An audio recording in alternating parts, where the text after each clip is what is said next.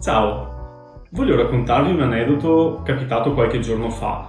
Un mio cliente che ha venduto casa dopo più di un anno e fondamentalmente lui si è interfacciato con più agenzie e ha fatto tantissime visite.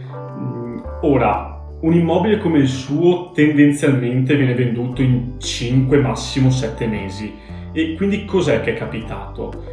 Punto numero 1, ha voluto bypassare quella che è la valutazione del professionista e ha messo il prezzo di vendita maggiore.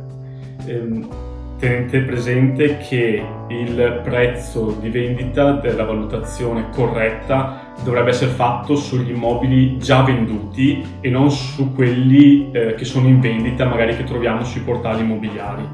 Il punto numero 2 è che si è affidato a più agenzie e quindi la percezione da parte di chi legge è quella di quell'immobile ha un problema e quindi non riesce a vendere, non riesce a essere venduto.